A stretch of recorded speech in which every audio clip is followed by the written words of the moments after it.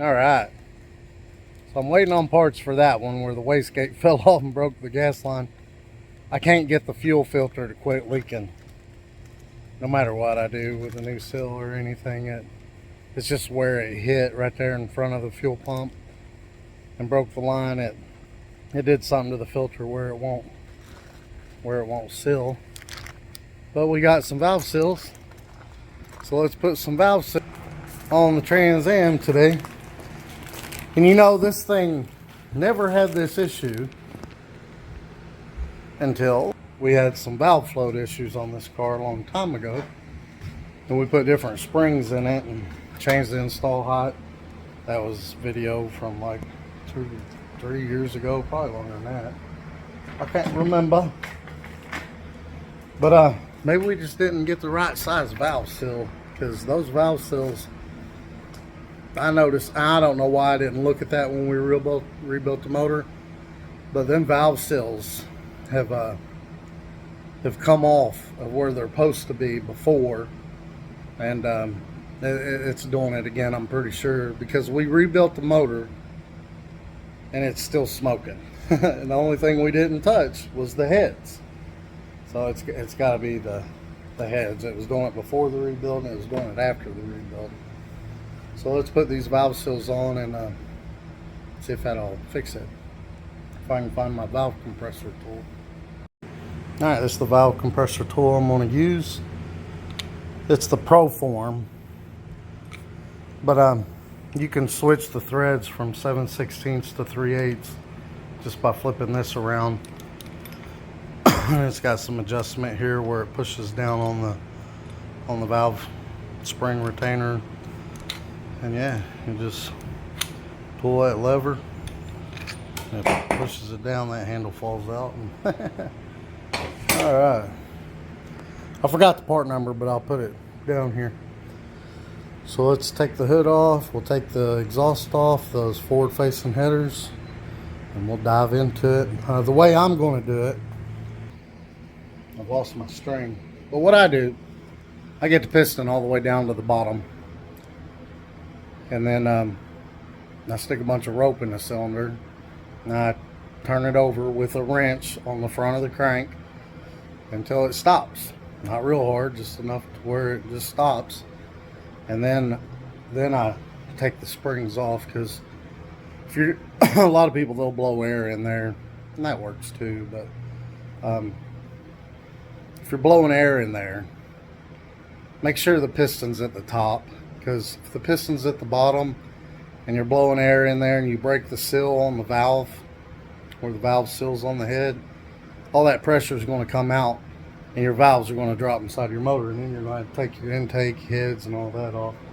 I do the string thing because no possible way the valves can fall down in the motor if you got a bunch of string stuck in there and a piston pushing the string up against the valves that holds the valves up. I got the header off this side. I was checking the header gasket. Oh, looks well. That header gasket is reusable. So we're going to take the plugs out, spark plug wires, and we're going to do the other side too. Now I'm going to take the alternator techie belts off. It just makes it way easier to turn the motor, and we'll get started. Alright, spark plugs are out. I just took the rocker arms off. I loosened up the alternator. That makes it easier to turn. Plus the rocker arms off and the spark plugs out make it easier to turn also. Now, if I can find my spring, we're going to start on that side because it's the worst. But you want to get some rope. You can get it from the dollar store. Just big enough to fit in that hole. I usually stick about 5 feet of it in there, and if your string's really short, tie a knot in the end of it so it don't go up in there. Now if it's really long, you don't have to worry about it, but if it falls down in there, you're stuck taking the head off. So tie a big knot so it only go in so far. Also, another thing, once we get the rope in there and we turn the motor over, if all your string don't go in there, you got to turn it over, because that means the motor's at, that piston's at top dead center. You'll have to turn it over and then, you know, until you can get all the string in there, and then turn it over until you can't turn it over by hand by the crank, and that's when it'll stop. And then we're going to take a socket just big enough to fit over this retainer piece, and we're going to smack on it a little bit to loosen it up, and then we'll put the tool on there and take them off. But I got to find my string. Alright, I had to run to the dollar store. I got some of this, I think they called it poly rope, but I'm going to measure out 7 feet and tie a knot in it just so I know how far 7 feet is. That's how much I'm going to put in the hole. Alright, string's all the way down in there, 7 feet. Now we'll take this, tighten up, or turn the crank bolt clockwise until we can't turn it no more. Alright, there we go. I turned it over off the crank bolt just with the ratchet there. And it's piston's got it.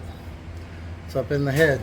Now we're gonna get a socket that'll just fit over this retainer part. That's the retainer part. And bump on it a little bit with a hammer. Just like that. You got the socket on there, it fits over it. I'm just gonna bump that with a big hammer. And I'm not gonna hit it really hard, I'm just gonna tap on it. Let's give her 5 taps. And we'll take our tool, make sure most studs are 3/8, this one's 7/16. Make sure you got it on the right setting, screw that down on there.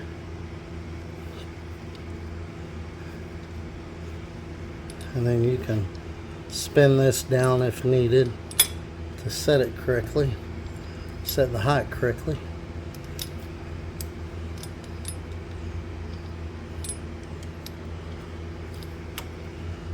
Alright, we're going to go with that. We'll put the handle on it, push it down. Alright, we'll just push it down. That comes off the retainers. You just got to dig in there. It helps to have a magnet. I'm going to grab a magnet to get those out of there. Just going to use this magnet to help get them out. Once you get those retainers out, there's 2 of them. I've dropped one. I didn't even feel myself drop it.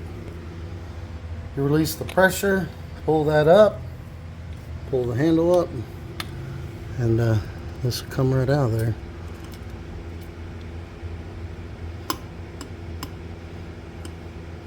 See, that seal ain't supposed to move. See, that seal wasn't even on. That seal is just moving around. It's supposed to lock in. These types of seals, they lock into this part and they ain't supposed to move. That one was moving. Yeah, you can pull it right off there. Maybe we got the wrong size. We'll see. We'll put the other one on. So they make a straw thing that fits on here.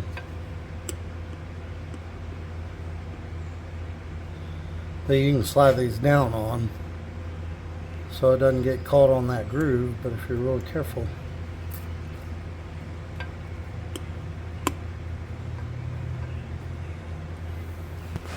See, that went on and went all the way down without even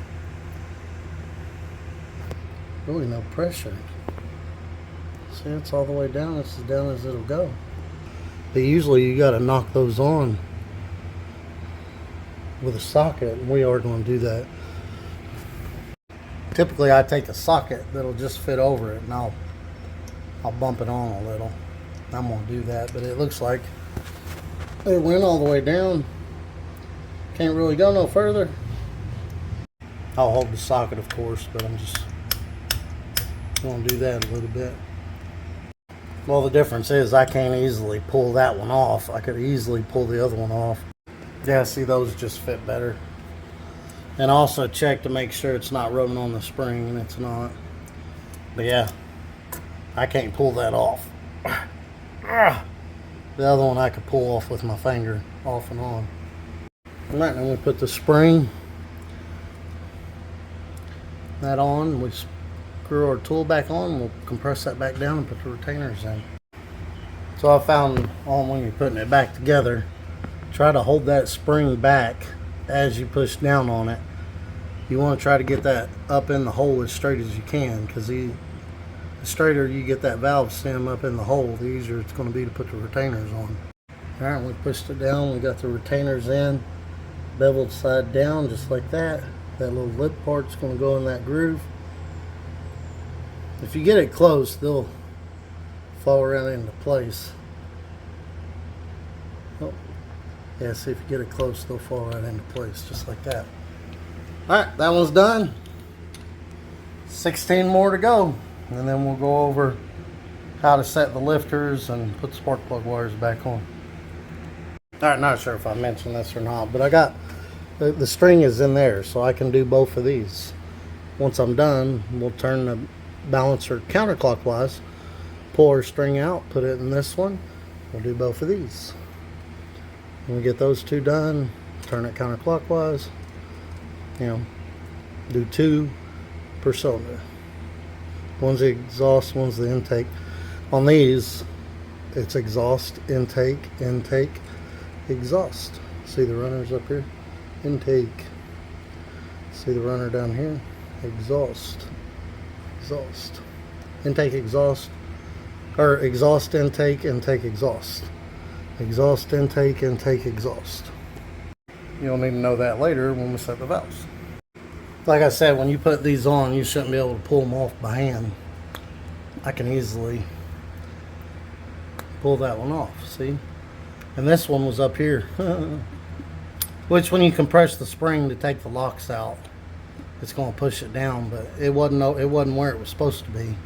It was about right there. See?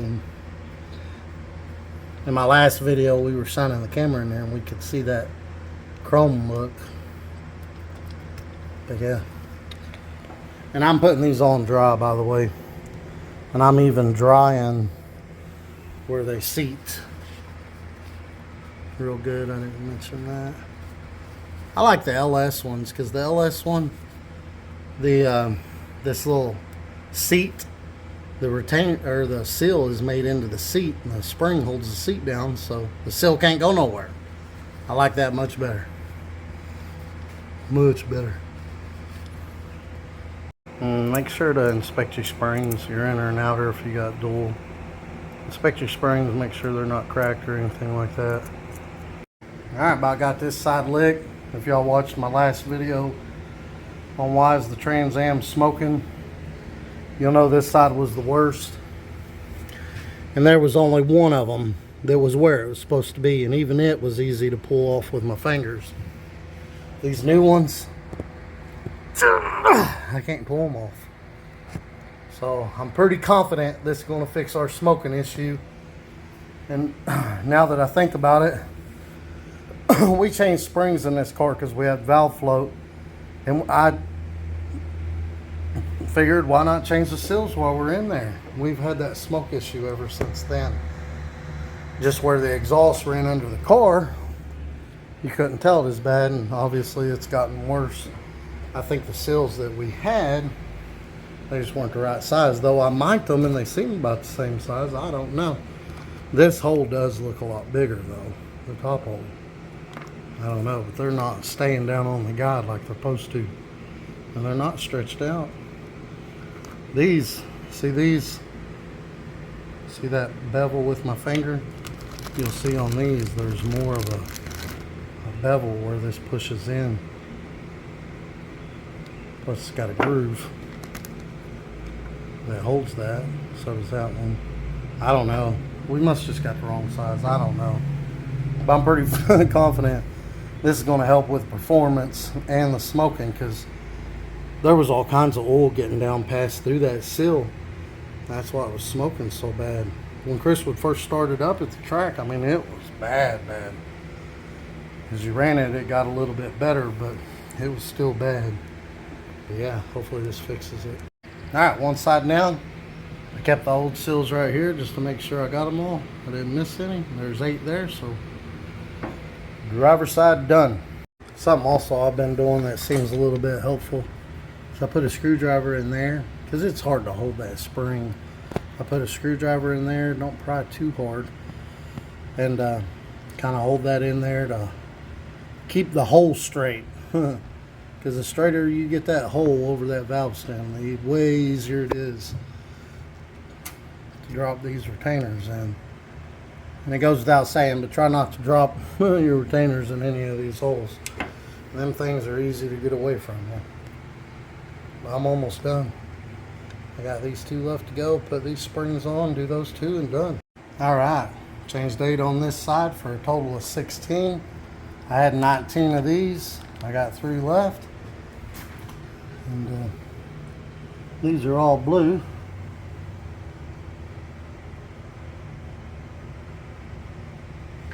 All good on that side.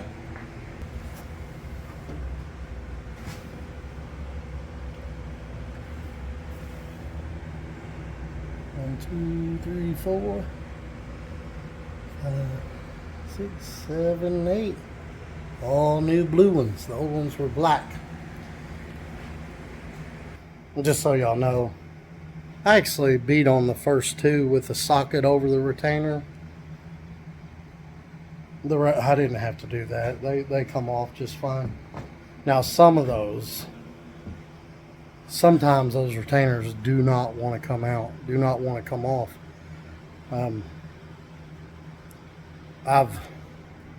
This tool I actually go down and lock, but see where I've actually bent it trying to get some of those. I was actually using the tool and going like that to try to get the retainers to break loose. Plus I used the socket over it and beat on it. Man, they would not. It took forever to get those out. These right here, they came out easy, but just keep that in mind. And also when that tool, when you push it down, the forks, if you get one side in, pull the tool this way, it'll pull the spring that way.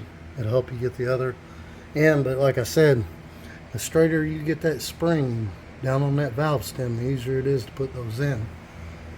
But let's put the push rods in, making absolutely sure they go down inside the lifter. I hate these guide plates where they stand up. It makes it hard to see, but let's stick all the push rods back in it. Then we'll put all the rocker arms and we'll set the rockers. Alright, all the push rods are in. Just make sure they go down in the hole on the lifter. It's hard to see. Right in the hole on the lifter. On all of them. Now we can throw the rocker arms on. Now on these roller rockers, there's a flat side and a round side. You want to make sure the flat side is up. Now on stamped steel rockers, you just put them on, and there's a washer that goes down in here. There's a round side and a flat side. The round side goes down, flat side goes up. Then there's a nut. The nut has a flat side and a round side. The flat side goes down and the round side goes up, so the flat sides go together on those. But we'll put all these on, making sure we don't knock our push rod out, but make sure that the push rod gets up into the hole in the rocker. That hole right there. Alright, make sure you back your Allen out on these poly locks, and go ahead and tighten these up. You'll feel them hit till it's finger tight. That'll at least get them all close. And on the stamped steel rockers, do it the same way, except for on the stamped steel rockers you got to hold the rocker arm, or not the rocker arm, the push rod, and you're just trying to get the up and down movement out of it. And be aware on them stamped steel rockers, when you got this socket down in there, the socket is actually pushing on the rocker itself. So make sure to take that off and then check the up and down movement.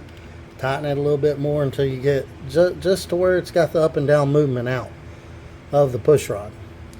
A lot of people say tighten it up until you can't spin the push rod no more. Don't do that, because I've seen lifters that were soft enough that you could tighten the rocker arm all the way up. You could still spin the push rod and it was completely collapsing the lifter. So don't do that. Up and down movement's what you're looking for. Just enough. See, you can even feel it on the front of the rocker arm. See the up and down movement? these poly locks, if your bolts are good and your nuts are good, you can feel when it hits on these. See, no up and down movement. So just get rid of the up and down movement. That'll get us close. Now on these motors, like I was saying before, it's exhaust, intake, intake, exhaust, exhaust, intake, intake, exhaust. So that's Gen 1, Gen 2 small block Chevy. LS's are a little bit different, but you set LS push rods a little bit different too. But this is the way you do Gen 1, Gen 2. Gen 2 is the LT1 from 92 to 97. And then Gen 1, I forget the years on that, but I believe they put these in vehicles all the way up to 2002. But you'll definitely know if it's a small block Chevy Gen 1 or Gen 2 because these exhaust ports will be right beside each other. On LS motors, they're not like that. On LS motors, like for instance, on one side it'll be intake, exhaust, intake, exhaust, intake, exhaust, and then on the other side it'll be exhaust, intake, exhaust, intake, exhaust, intake. And you'll see the exhaust ports, they're all spread out evenly. Whereas small block Chevy, you got two on each side and two right in the middle. But anyway, kind of important. Now what we're going to do on all these motors, the exhaust valve opens first. Exhaust valve come up and close. The intake valve will come up and close. So what you do, what I usually do, is I let the exhaust come up and down, the intake come up and down, and then once I know for sure this intake valve is completely closed, I give the motor about 1/8 of a turn and I set both of them. But now, if you want to be more accurate and make sure that the lifter is on the base lobe of the cam, the lifter has to be on the base lobe of the cam when you set these. See how this one's up? It's on the lobe of the cam. It's not on the base circle of the cam. You don't want to be on the lobe of the cam. This one's on the lobe of the cam. But anyway, you can do the EOIC. Exhaust starts to open. I mean, it barely starts to open. Do the intake. And then turn it over to exhaust to come up, down, intake come up, down. Intake close, EOIC, exhaust open, intake close. So once the exhaust opens, closes, exhaust barely opens, do the intake. Once that's done, turn the motor over. Exhaust come up and down, intake come up and down. Once the intake starts to close, do the exhaust. And the same way, once you're on the base of the cam, the base circle of the cam, you just tighten it up until no up and down movement on the push rod. And once you got that, you give this nut 1/4 to 1/2 a turn. And same thing on the stamped steel rockers. Give it 1/4 to 1/2 a turn. And on these poly locks, what I usually do, say you want to go 1/2 a turn, I'll minus about 1/8 from it, and then I'll screw the poly lock in, and then I'll turn the poly lock and the nut together to lock them together, and you'll get another 1/8 turn out of it. Now these are short travel lifters, so you only want to go about 1/8 to 1/4 turn on these. So usually what I do is I'll go about 1/8 of a turn, and then I'll lock the poly lock and the nut together, and that'll give me about 1/4 turn. Because the short travel lifters, that's just the way they are. I wish I could hold this camera and turn it over at the same time, but I'm going to do this cylinder first. I'm going to turn it over. This is the exhaust valve. It's lined up with the exhaust. Once this starts to open, I'm going to set this one. I'll turn the motor over. Exhaust comes up, down. Intake comes up, down. Once the intake almost closes, I'm going to set the exhaust. And I'm going to go through all 16 rockers, all 8 cylinders, and that's the way I'm going to do it. I wish I had a tripod or someone to hold the camera while I did this, but yeah, and I repeat, some people tell you just spin the push rod. Once you get it on the base circle and you go to set it, look for up and down movement. Don't spin the push rod. Once the up and down movement's gone, you're on the base lobe of the cam, like I said how to do a moment ago. give it a quarter to a half turn, done. And then do like I said, go to the next one and just do all the cylinders like that. So actually I forgot I had this bump starter. We're gonna start on this one. So we turn it over. Oh, the exhaust started open, did you see it? So we're gonna do the intake. Make sure your poly lock's backed off. You don't want your poly lock to bottom out before your nut. See? And then no up and down movement.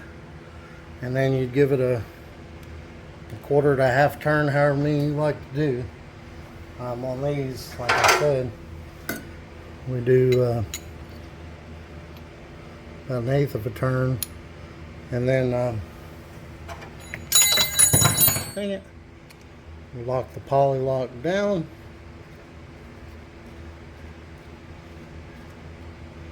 and I will need 2 hands for that. We'll turn the nut and the poly lock at the same time. It locks them in better. These are short travel lifters. Like I said, I do 1/8 of a turn, tighten the Allen up, and then I turn the Allen and then put a wrench on there and the Allen, turn them together, and it gives me about another 1/8 turn for a quarter turn. So now, where my bump starter went, there it is. Now the exhaust started open. We did the intake. Now we need the exhaust to come up and close, the intake to come up and almost close.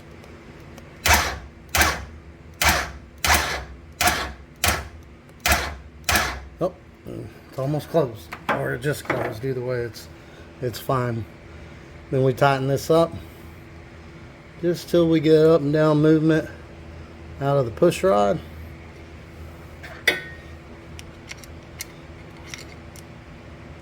Oh, forgot to do our turn, didn't I? I'm trying to record. I forget stuff when I record. So on these are short travel, so I go 1/8 of a turn. Tighten up the Allen, and then I'll tighten the nut and the Allen together, and I don't get a full 1/8 of a turn out of it, so altogether it's probably about 3/16 of a turn. But I'll tighten those together, and then just do them all like that. Just remember, exhaust, intake, intake, exhaust. So if we do this one, we're waiting for this exhaust to come up, and this one's the exhaust. These are the exhaust. These are the intake. Just keep that in mind when you're doing the EOIC. Now once you're done, you should have the same amount of threads from the Allen to the bolt on all these. Same thing on the stamped steel rockers. You should have the same amount of threads sticking out above the nut. But yeah, it looks good to me. They're all about the same.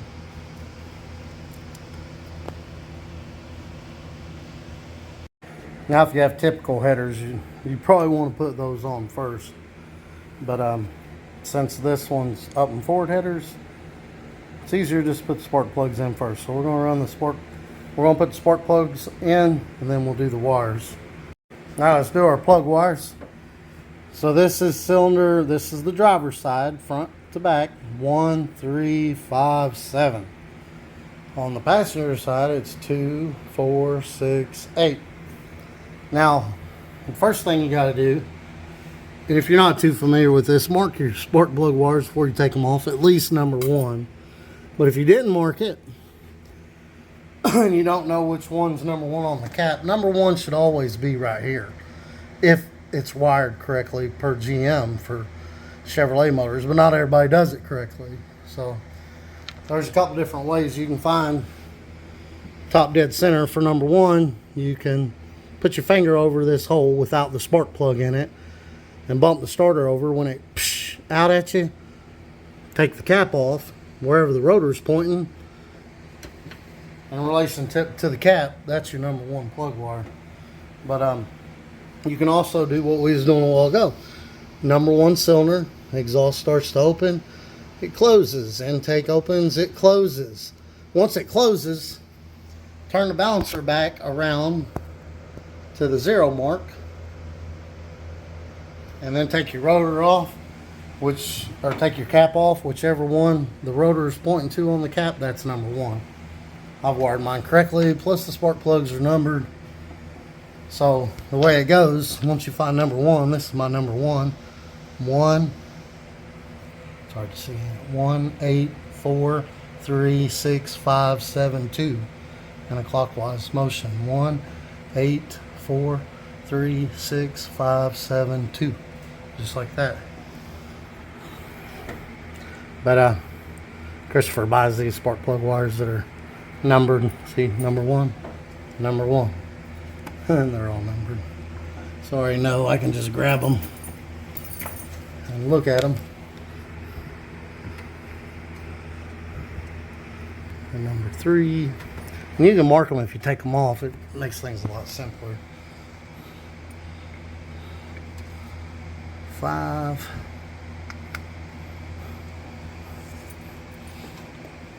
And 7.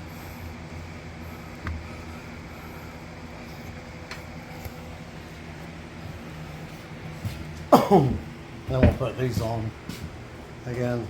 2, 4, 6, 8. All right, it's a new day. I finished putting the spark plug wires on. I put the exhaust on. The only thing needs to be done is put the valve covers on and see if our issue's fixed. All right, I believe I got her all buttoned up. Let's start her up and see what happens. All right, let's see what we got. It's probably going to smoke a little on this first initial startup, just because from them old seals, there's probably still oil down in the cylinder, but let's give it a go.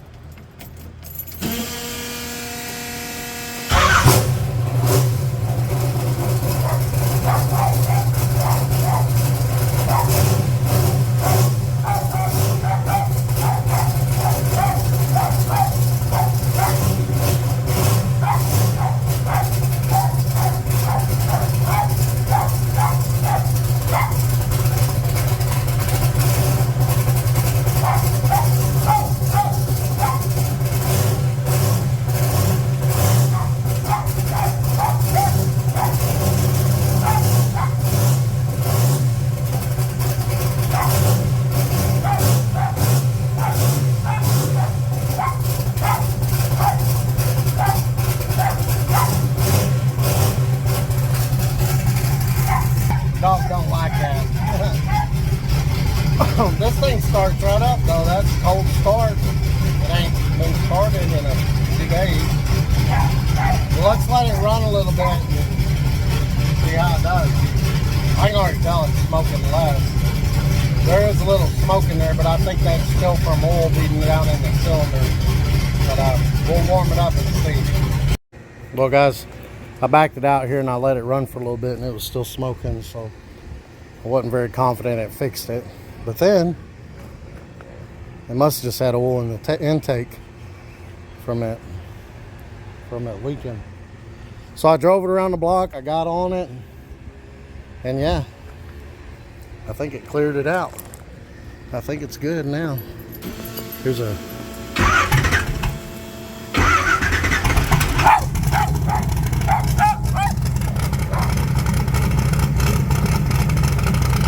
smoking at all. It smoked a little when I first started, just barely. Yeah, it ain't smoking at all now. Nothing. And that thing was smoking bad. I mean, it was smoking bad.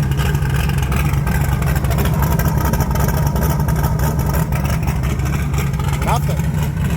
Woo, woo. I just needed to drive it and clear it out some. That was it.